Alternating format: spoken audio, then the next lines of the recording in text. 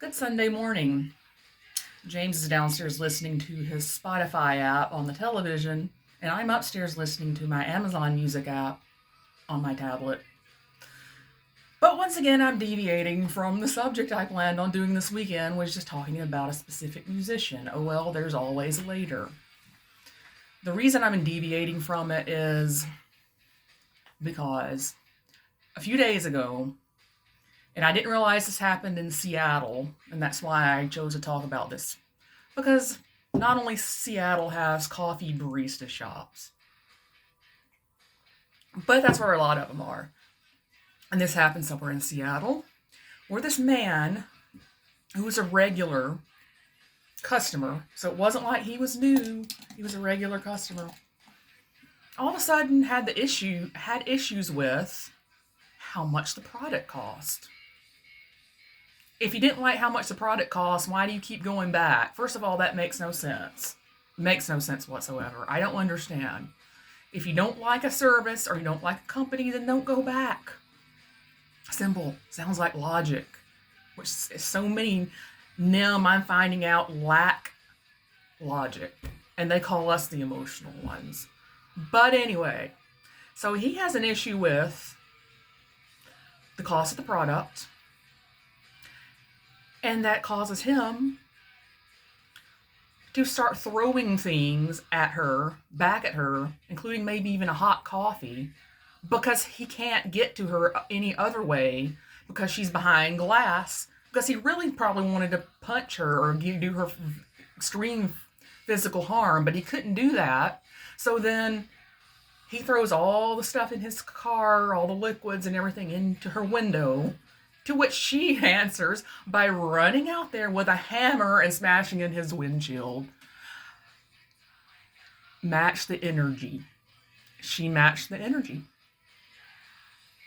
This song matches my energy right now, because I've been watching an episode of The Public Offender, almost 4 hours long episode, where these men will call up and will talk in circles and will deflect and will make up things to not recognize that the number one source of violence against women and children are the men in their house, not some rando, the men in their house. It's true story. It's true story. And one of them said that because men are born with testicles, that they are automatically learning to be protectors from the day they're born. Okay, if that was true, they would be obsolete, because if no men did any harm, then there would be no reason for men to protect women and children against harm, because men wouldn't do harm in the first place. So how does that even make any sense? Anyway, back to the barista story. The police actually got called. The police were on her side because it's self-defense, right?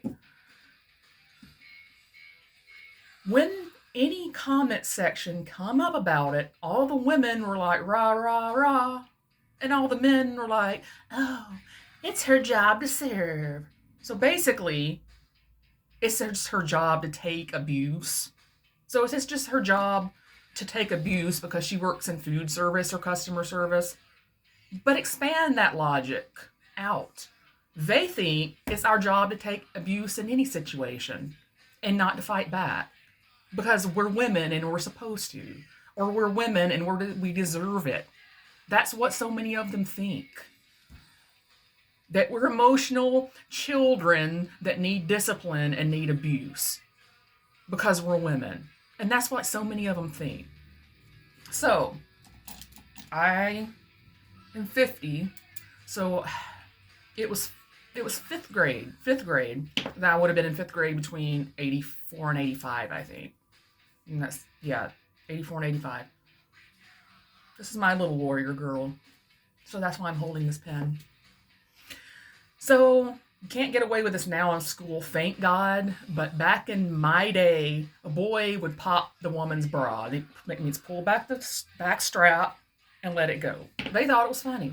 Now that's called sexual assault, and kid can get in trouble for doing that. Thank goodness. But that wasn't always a thing. Kid wasn't going to get in trouble for that. I didn't have to really wear a bra until I was a little bit older in my life, and I really resented having to wear training bras. I didn't want to, but I mean, you got to do it. I mean, I guess you have to wear a bra, but dress codes and all that stuff that are still sexist. This boy in my class snuck up behind me, propped my bra, to which I immediately turned around because I have a fight. Fight, flight, or freeze. I picked the fight. I'm the fighter. I turned around, just instinctively shoved him, and he was a littler than me, so he goes flying over the desk. Guess who got a tick on their report card of self-control? Not him, me. Because I matched his energy. Did he get in trouble? No, I did. I'm the one that got in trouble for self-defense. Because apparently I was supposed to just take it because I'm a woman. Girl, I'm supposed to be quiet. Then let's get to 6th grade. And I'm still not gonna forgive people in my house for this. There was a kid named Bucky, and he had an unfortunate name already, Bucky. And I remember Bucky he just looked kind of different for some reason. And I think he was probably poor. And I think he probably got abused in his house. So I think that the reason he came to school in clothes that smelled was probably he was bedwetter. And probably his father punished him for that, for making him wear the pea clothes to school. So, that being said, he became a target of bullies. Now, I'm not going to say I was perfect. I'm not going to say I was never mean to anybody, but for the most part, I just tried to be quiet and not be mean, not be overly nice, not be anything but quiet, minding my own business. I had a few friends, but go to school and mind my own business and do my work and mind my own business. So I didn't have any reason to pick on Bucky. Didn't want to pick on Bucky. Why would I want to pick on somebody that everybody else picks on? But I was also somebody that got bullied in school. So one day my phone rings. Now how he got my number, I don't know. So I think one of my friends put him up to it to call me and start yelling at me immediately. Why you got something against me? Why do you hate me? And I was like, I don't hate you. What are you talking about? Why are you calling me, telling me these lies or lies? In whatever 6th grade terminology I would have used. And obviously not a 50-year-old adult. And then we finally get off the phone, and my dad shames me for speaking up to him when he had started the shit. So I was supposed to just take it. And my father was always like, oh, you gotta be nicer to a boy. You wanna go on a date with a boy. Why? Why do I have to smile at a boy? Why do I have to get up for my television show to go find a spare pencil when this kid knocked on the door and wanted a pencil, when my dad couldn't be asked to get off the couch to do hardly anything once he got home from work? Then I'm rude and I'm not accommodating. Why do I have to be accommodating? There's another kid in the house, which is my brother. There's you. You got 2 feet. You're capable. You could get up and go find a pencil. My mother could have got up and went and found the pencil. Why was it me? Why?